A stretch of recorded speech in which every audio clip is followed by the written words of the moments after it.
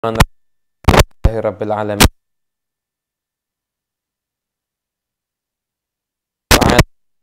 wa sahbihi ajma'in amma ba'du. Teman-teman semuanya yang dimuliakan oleh Allah Subhanahu wa taala. Alhamdulillah kita semuanya masih berkumpul bersama untuk mengkaji sirah Nabi Muhammad sallallahu alaihi wasallam. Dan untuk kali ini kita masih di tema yang sama, yaitu semua seputar bagaimana Nabi Muhammad SAW itu bersikap di rumah tangga. Dan kita sekarang akan mempelajari nanti Rasulullah SAW itu dengan istrinya itu hubungannya cair, bukan kaku. Jadi ya kadang-kadang memang ada konflik, kadang-kadang memang ada gejolak, tapi semuanya itu selalu bisa teratasi dengan baik oleh Rasulullah SAW. Beliau selalu bisa mengkondisikan agar semuanya itu menjadi kembali normal seperti biasa. Itulah teladan dari Rasulullah SAW. Pernah dikisahkan suatu ketika Sayyidina Abu Bakar As-Siddiq itu mau mendatangi Nabi Muhammad SAW. Nah, ketika sampai di depan rumah Nabi, dengar suaranya Aisyah. Aisyah itu ngangkat suara untuk berbicara sama Rasulullah SAW itu karena marah, terus ngangkat suaranya. Nah, lama Sayyidina Abu Bakar ketika itu masih di depan rumah, di sini sama Nabi, masuk, marah Sayyidina Abu Bakar. Marah. Sayyidina Abu Bakar memanggil Siti Aisyah, "Yabnata Ummi Ruman, atarfa'ina sautaki ala Rasulullah SAW?" Kamu kok berani-beraninya ya ngangkat suara kamu di depan Rasulullah SAW. Ketika itu Sayyidina Abu Bakar juga sudah megang Siti Aisyah begitu. Sayyidina Abu Bakar cintanya sama Nabi luar biasa. Sayyidina Abu Bakar itu lebih cinta sama Nabi dibanding sama anaknya. Memang gitu keimanan Sayyidina Abu Bakar As-Siddiq. Langsung sama Nabi SAW dicegah. Jadi Sayyidina Abu Bakar, Siti Aisyah, tengah-tengahnya ini Rasulullah SAW. Setelah itu keluar Sayyidina Abu Bakar As-Siddiq, maka Nabi Muhammad SAW ngerayu Aisyah lagi. Aku loh yang melindungi kamu ini. Siapa tadi yang melindungi kamu? Ya. Hampir loh, enggak. Saya lindungi gimana tadi? Nabi ngerayu lagi. Tidak lama lagi datang Sayyidina Abu Bakar As-Siddiq. Di depan pintu, dengerin. Yang tadinya marah-marah, sudah ketawa-ketawa. Itu izin masuk Sayyidina Abu Bakar As-Siddiq. Izin masuk sama Rasulullah SAW. Kata Sayyidina Abu Bakar As-Siddiq, "Ya Rasulullah, tolong waktu damai ini saya juga dilibatkan. Sebagaimana kalian sudah melibatkan aku dalam peperangan kalian tadi itu."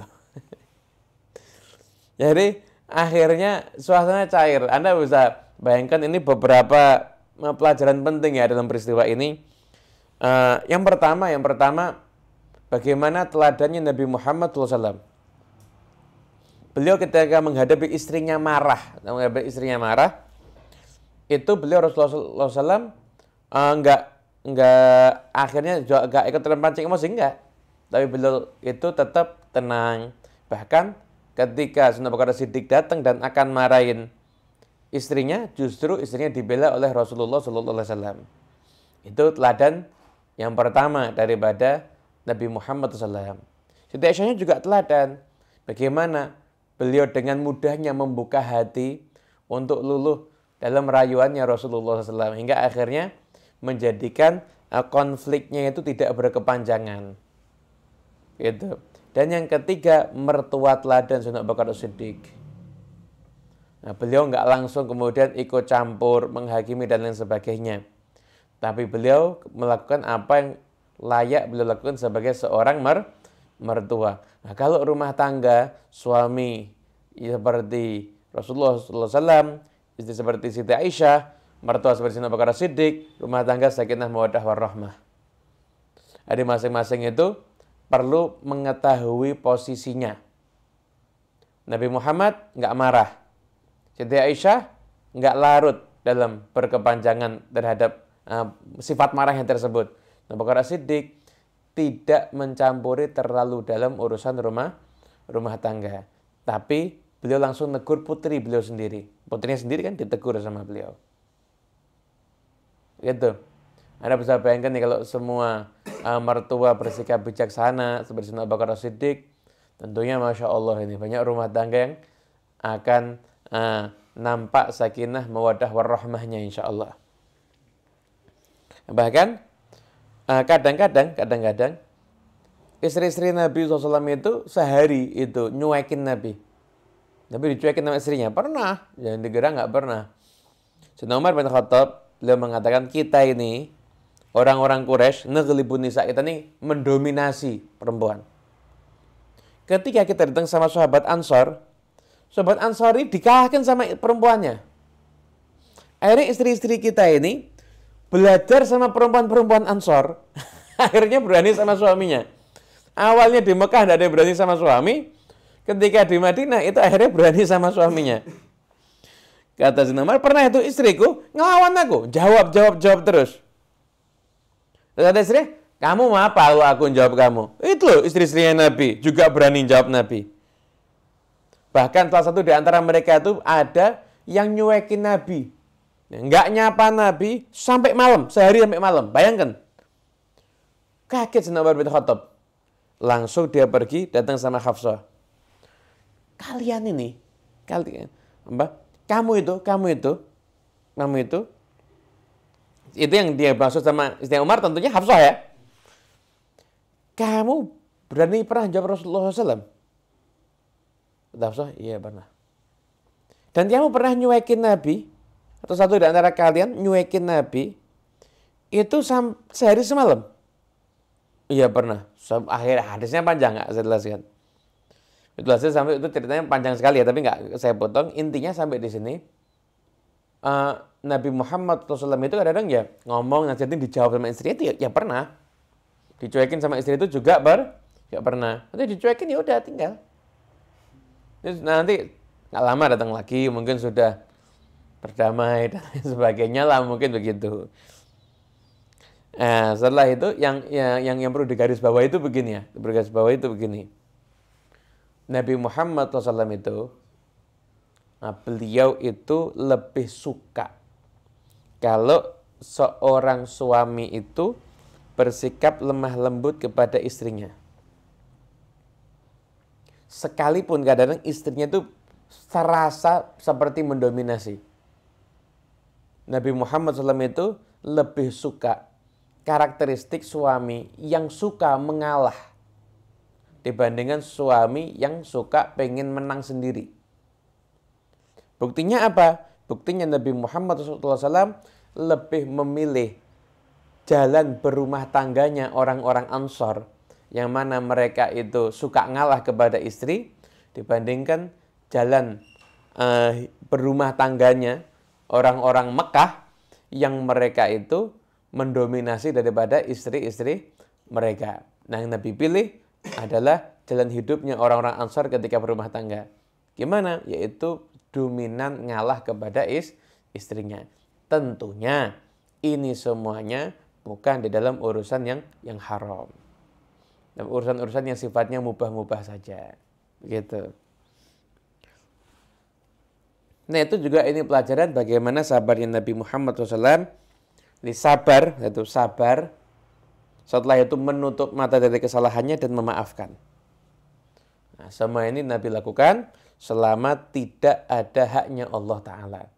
Kalau istri yang melanggar haknya Allah Ta'ala, maka nggak ada yang lebih tegas dibanding yang tegasnya Rasulullah Shallallahu Alaihi Wasallam.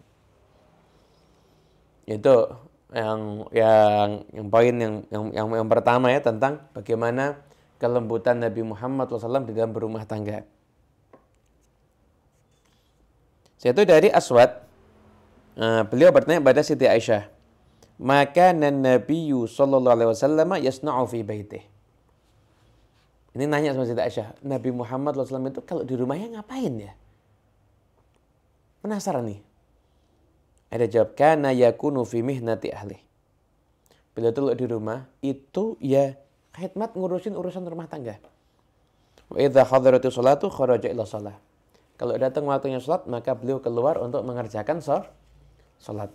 Itu di rumah itu ya bantu keluarganya. Saya itu bersihkan pakaiannya sendiri, ada kotorannya enggak. Kalau sandalnya itu niket tali sandalnya sendiri. Kemudian setelah itu juga kadang-kadang meres susu untuk diminum sama keluarganya. Pokoknya Nabi Muhammad SAW itu di rumah bukan jadi model sultan begitu. Oh, saya nggak mau bantu istri saya, itu tugasnya dia kok. Kan tugas saya itu. Ada begitu Rasulullah SAW. Beliau pun juga setidaknya kalau semua urusan rumah tangga itu sudah dibereskan sama istri beliau, beliau membereskan urusan beliau sendiri. Jadi itulah Rasulullah SAW. Memang jiwanya itu bukan jiwa orang yang senang dilayani, tapi orang yang senang melayani. Sayyidul qaum khadimuhum. Pemimpin dari sekelompok kaum itu adalah pelayan mereka. Nah, jadi kalau Anda jadi pemimpin rumah tangga, jadilah Anda pemimpin yang siap melayani. Kalau Anda menjadi pemimpin di komunitas Anda yang ditokohkan, jadilah Anda tokoh yang siap melayani. Bukan tokoh yang hanya minta untuk dilayani, tapi Anda juga harus siap untuk melayani. Itu teladan Rasulullah Shallallahu Alaihi Wasallam. Bahkan di antara romantisme yang terjadi juga dalam kehidupannya Rasulullah SAW itu ketika beliau mau membantu istrinya Sofiyah untuk menaiki unta. Untuk menaiki unta, ini singkat cerita ya. Jadi Nabi Muhammad SAW itu Uh, berlutut itu, jadi Sofiyah itu kalau mau naik unta itu kakinya naik dulu ke lututnya Nabi Muhammad SAW, kemudian satu baru naik ke atas unta. Jadi ibarat lututnya Nabi itu seperti tangganya buat istrinya. Begini Rasulullah SAW ini. Jadi, lututnya dinaiki sama istrinya, dan satu istrinya naik ke atas unta. Itu teladan dari Nabi Muhammad SAW dan bagaimana tawaduknya Nabi. Nabi bisa tuh nyuruh perempuan lain, kamu gendong ini aja nih berdua, gendong berdua perempuan gendong nih, Sofia bisa aja. Tapi Nabi Muhammad SAW nggak mau. Naik ke lututnya Nabi, satu baru naik ke atas untanya. Dan bagaimana keluhuran beliau Sallallahu Alaihi Wasallam di dalam bermuamalah di rumah tangga.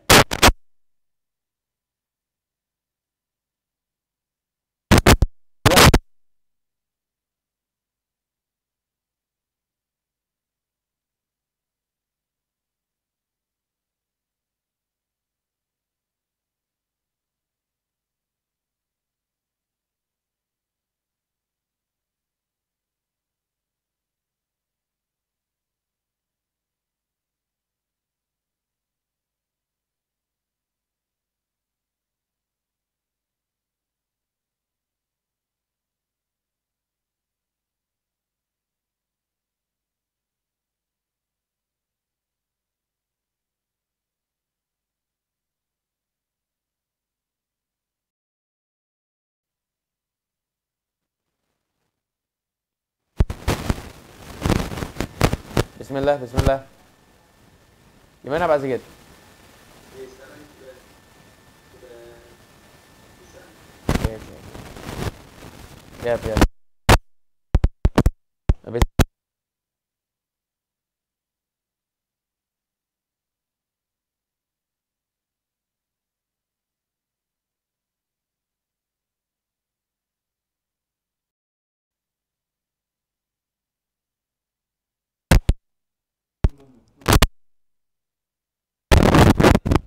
masuk?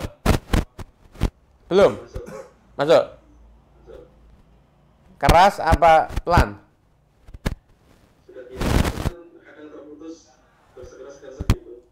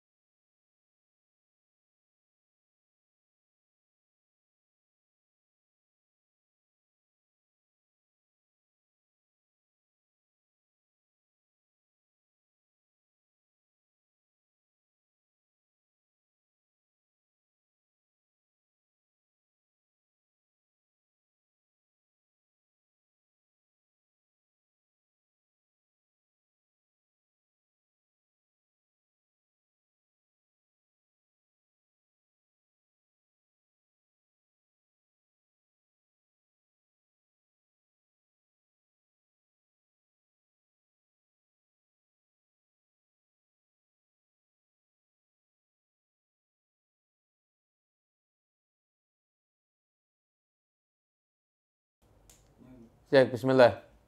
Nyala sekarang? Alhamdulillah, oke. Ya, ya.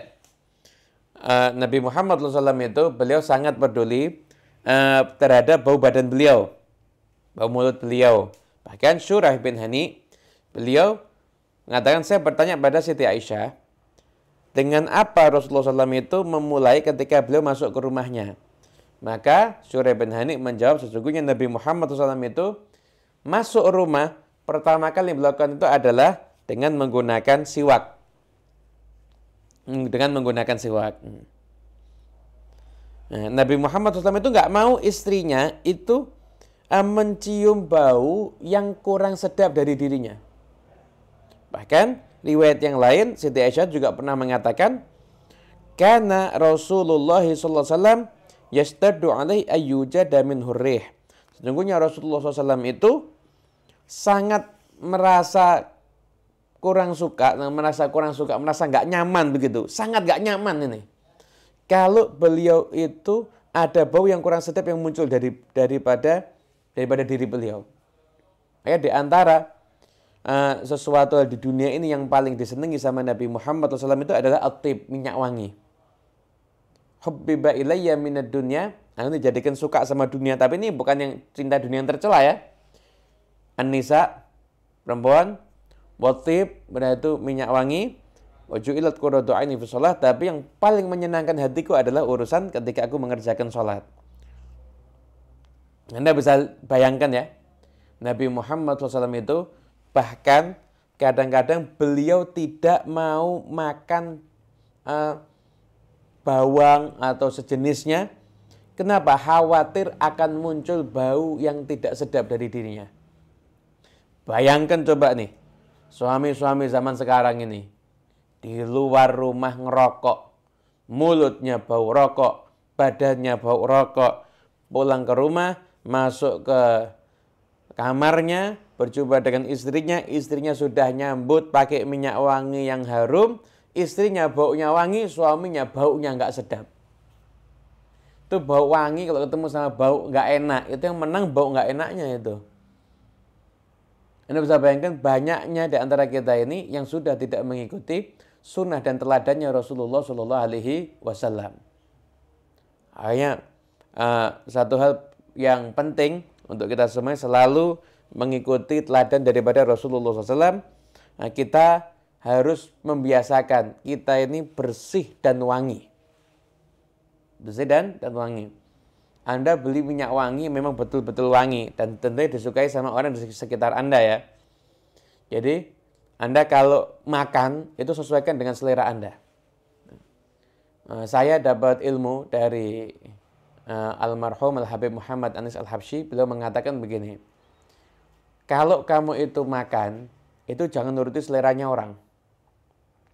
Kalau memang kamu tuh paling suka sama nasi pecel, orang lain makan sate, kamu gak usah ikut-ikutan makan sate. Makan pecel, apa yang kamu suka. Kalau urusan makan, ikuti selera kamu sendiri. Tapi, kalau urusannya itu urusan seperti pakai pakaian, atau urusan penampilan, urusan parfum, ikuti seleranya orang yang ada di sekitar kamu. Kalau makanan, kamu yang menikmati. Tapi kalau pakaianmu yang menikmati itu orang lain. Nggak sesuaikan dengan seleranya mereka. Pakai minyak wangi juga sama, sesuaikan dengan seleranya mereka. Lalu Anda ada di tengah masyarakat yang normal begini, Anda pakai minyak wangi yang aromanya aroma duren. Ya bisa pusing semua nanti orang-orang. Tapi pilih aromanya aroma wangi yang soft atau yang bagaimana dan lain sebagainya begitu. Itu yang paling bijaksana. Kemudian Rasulullah SAW itu juga suka dandan. Untuk mau ketemu istri itu dandan dulu. Rapikan rambutnya, satu pakai minyak rambut, satu disisiri dan lain sebagainya. Itulah Rasulullah SAW.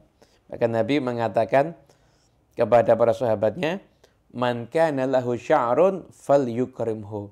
Karena siapa di antara kalian yang masih punya rambut, hendaknya dia memuliakan rambutnya.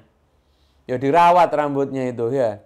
Rambutnya itu biar kelihatan rapi. Itu teladan dari Rasulullah Shallallahu Alaihi Wasallam.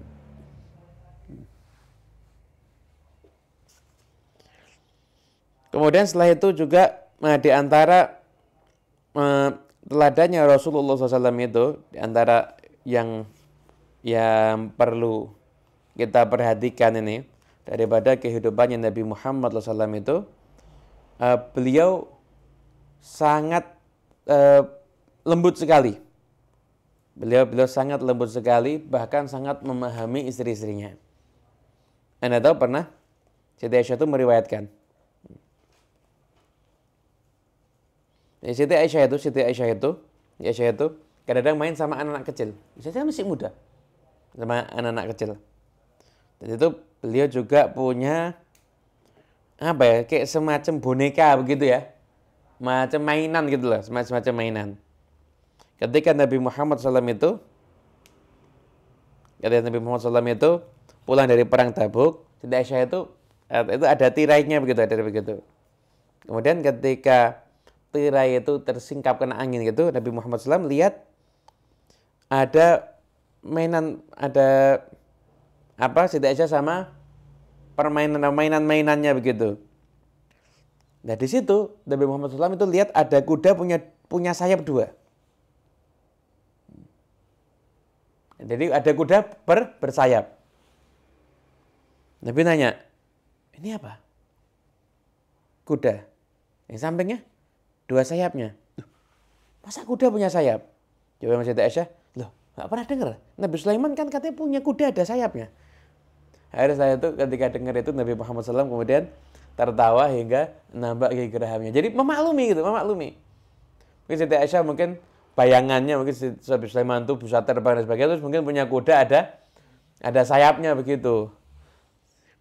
Ya, akhirnya beliau itu sama istri ya main, ya bercanda. Setelah itu ya mungkin bahasa Jawanya ya guyon gitu ya. Itu yang dilakukan sama Rasulullah SAW. Bahkan sampai dikatakan dalam hadis riwayat Imam At-Tabrani, kullu syai'in laisa min dzikrillahi azza wa jalla fahuwa lahwun. Semua perkara kalau bukan urusannya zikir kepada Allah Ta'ala, maka itu lahun sia-sia. Nah, tapi di situ ada perkecualian, kecuali 4 hal. Hal itu diantaranya apa? Mula'abatu ahli, main bersama dengan keluarga. Main bersama dengan keluarga. Itu termasuk salah satu yang bukan lalai. Sekalipun bukan zikir. Bukan zikir tapi tidak dianggap melalaikan, itu diantaranya adalah bermain bersama dengan keluarga. Bahkan ketika Jabir bin Abdullah mau nikah, kan dia mau nikah sama janda awalnya. Menikah sama janda. Nabi, nah kenapa? Enggak yang pikir yang perawan. Tula ibuha wa tula ibuka. Kamu bisa main-main, bisa bercanda sama dia, lebih kekanak-kanakan tuh lebih asik gitu loh. Itu kata Nabi Muhammad SAW, kamu bisa nyenengkan hatinya dia. Ketika itu alasannya Jabir karena beliau punya adik-adik kecil lah. Kalau nikah sama kecil lagi ya repot, kayak momong nanti akhirnya. Beliau perlu partner untuk ngerawat adik-adik beliau yang masih kecil. Bahkan kata Sayyidina Umar bin Khattab itu padahal tegasnya kerasa kayak begitu, beliau mengatakan apa? Laki-laki itu kalau di antara keluarganya itu kayak anak-anak, main. Tapi kalau sudah di luar, rajul, laki-laki sejati. Seperti itu. Zaid bin Sabit, sahabat Nabi itu kalau di rumahnya orang yang paling bercanda. Orang yang paling guyon terus, bercanda terus. Tapi kalau sudah keluar rumah, beliau jadi laki-laki sejati. Jadi seperti itu.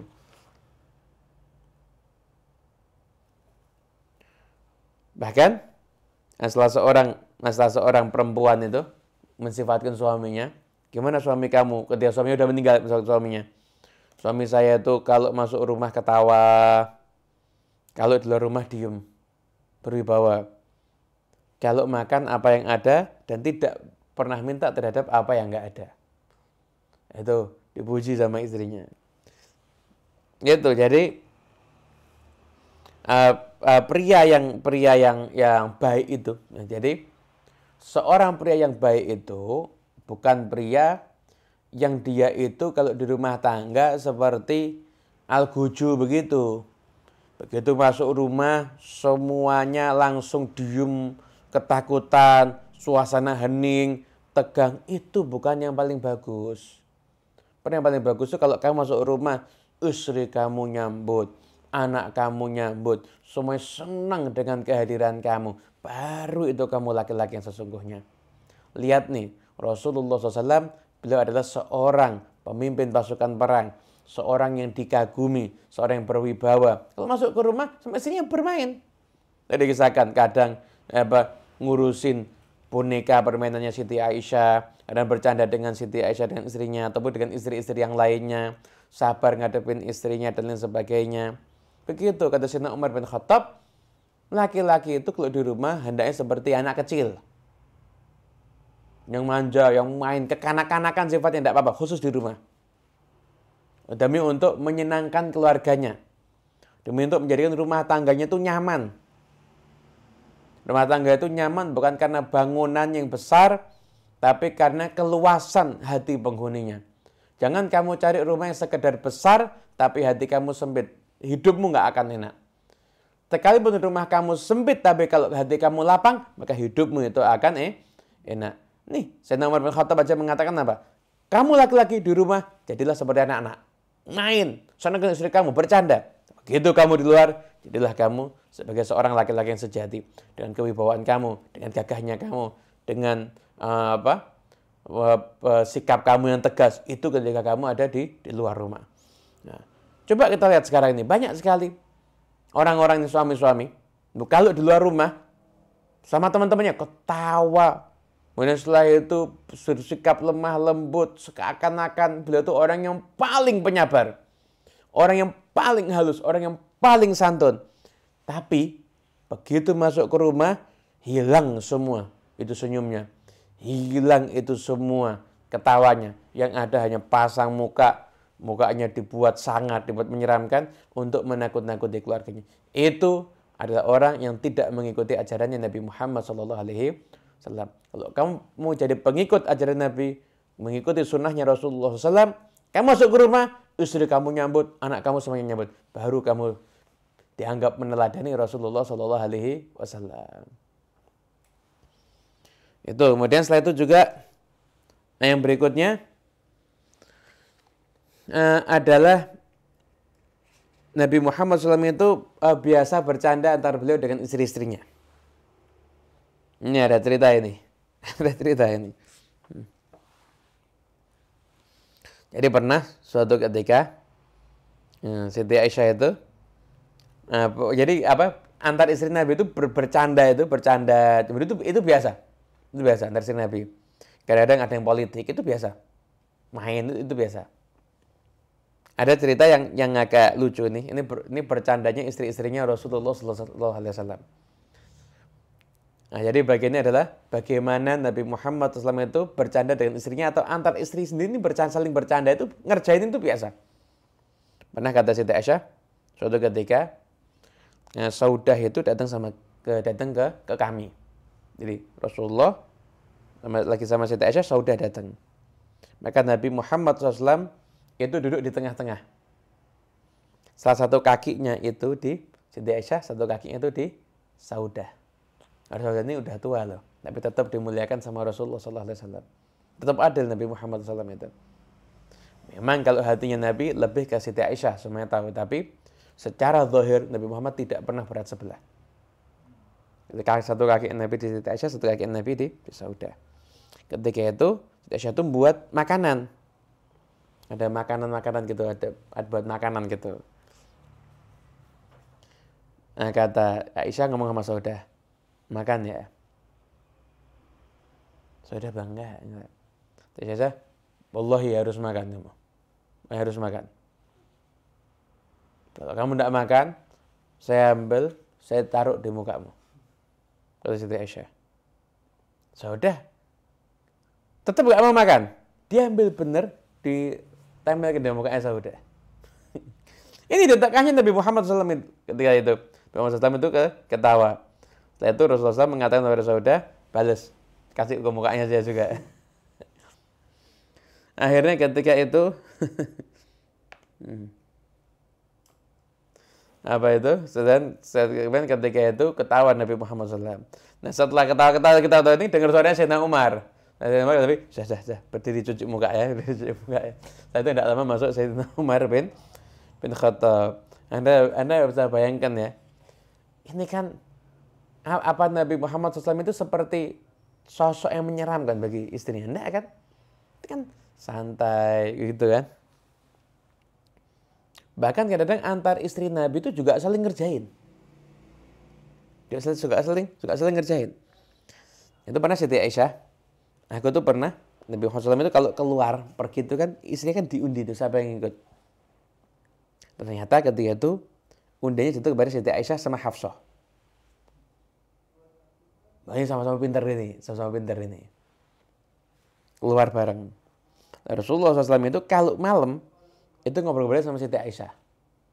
Ya berarti di luar malam ada juga sama Hafsah ya. Hafsah juga ada. Karena Nabi itu pasti adil. Nah, setelah itu pernah satu hari Hafsah bilang sama Siti Aisyah, malam ini kita tukeran tunggangan. Kamu naik untaku, aku naik untamu. Jadi kamu bisa lihat apa yang bisa aku lihat, aku juga bisa lihat apa yang bisa kamu lihat. Kata Siti Aisyah, oh iya, yaudah. Mau Siti Aisyah. Ini padahal strateginya Hafsah ini. Nabi Muhammad SAW datang, itu kan di unta itu ada tutupan di atasnya gitu. Rasulullah datang malam, biasanya ke tempatnya Siti Aisyah kan, ke unta Siti Aisyah kan. Sampai sana, dilihat ada Hafsah. Akhirnya ngobrol-ngobrol sama Hafsah. Siti Aisyah ketika itu baru sadar, oh dikerjain saya. Akhirnya cemburu. Satu ketika turun, itu kakinya didekatkan ke daun-daunan gitu. Terus ya Allah, mudah-mudahan ada kalajengking atau ular yang gigit saya. Kenapa? Biar nanti saya diperhatikan sama Rasulullah SAW. Jadi karena cemburunya, tidak apa-apa dah digigit kalajengking, yang penting diperhatikan sama Nabi. Jadi itu antar istri-istri Nabi itu seperti itu tuh biasa ya. Jadi yang ini ngerjain yang ini ngerjain yang satunya. Dan itu semuanya terjadi di rumah tangga Rasulullah SAW. Dan gak pernah itu ada seperti teguran yang keras dari Nabi SAW atau Nabi marah dan sebagainya, gak ada. Bahkan kadang-kadang Nabi Muhammad SAW itu istrinya itu ya bercanda. Istrinya itu ada yang nyindir Nabi. Siti Aisyah itu ada yang ngerjain Nabi. Ngirim kode. Bahasanya ngirim kode. Siti Aisyah itu pernah ngomong sama Rasulullah. Ya Rasulullah, kalau kamu itu datang ke satu tempat. Terus kamu kan naik unta ya Rasul. Di tempat itu ada pohon yang bekas dimakan orang. Ada pohon yang belum dimakan sama unta. Ini pohon yang bekas dimakan unta, ada pohon yang belum dimakan sama unta. Nah kira-kira untamu kamu arahkan makan yang mana? Di pohon yang sudah bekas dimakan atau di pohon yang belum pernah dimakan, belum pernah disentuh sama sekali? Nabi ya sudah ya pasti di pohon yang belum pernah disentuh sama sekali. Baru saya itu Siti Aisyah. Nabi paham maksudnya apa? Istri-istrimu yang lain kan janda, yang perawan kan cuma aku. Maksudnya harusnya aku dong yang diistimewakan. Jadi kan maksudnya begitu. Ini kode dari Siti Aisyah kepada Rasulullah Shallallahu Alaihi Wasallam. Dan ini apa? Betapa istilahnya sederhananya rumah tangga Nabi Muhammad SAW dan betapa indahnya rumah tangga Nabi Muhammad SAW. Jadi candaan-candaan dalam rumah tangganya Rasulullah SAW itu betul-betul biasa. Jadi Nabi SAW itu adalah orang yang suka bercanda sama istri-istrinya. Bahkan istrinya pun juga bercanda sama Nabi. Di tadi Siti Aisyah loh, ngerjain Nabi kan. Milih mana untanya? Pohon bekas atau pohon yang masih belum tersentuh ini? Milih mana? Kan ngerjain Nabi itu Siti Aisyah. Juga pernah ketika itu Nabi Muhammad SAW itu pulang dari jenazah. Jenazah pas Nabi ke rumah Siti Aisyah, pas Siti Aisyah itu lagi ngeluh pusing. Wah roksa, pusingnya nih kepala. Nabi bala ana urus aku juga pusing kepalaku. Nabi, ada kok jangan bingung. Kalau kamu mati sebelum aku, nanti tak mandikan, Ini tak kafani, terus tak sholati, terus tak kubur. Oh, kata saya, oh ya, berarti kalau engkau setelah melakukan itu, nanti kamu datang ke rumahku, terus kamu ngundang istri-istrimu yang lain kan, setelah itu kan, bersenang-senang dengan sama istrimu yang lain. Ketika itu, tersenyum Rasulullah Shallallahu Alaihi Wasallam. Jadi Aisyah mau ngomong begini, iya, kamu seneng ya kalau aku mati ya, terus mau ketemu sama istri-istrimu yang lain kan. Jadi itu biasa itu dalam rumah tangganya Rasulullah Shallallahu Alaihi Wasallam. Insya Allah rumah tangga kita bisa kita bangun meneladani rumah tangganya Nabi Muhammad Shallallahu Alaihi Wasallam. Amin amin ya rabbal alamin. Ya, monggo silakan tanya jawab.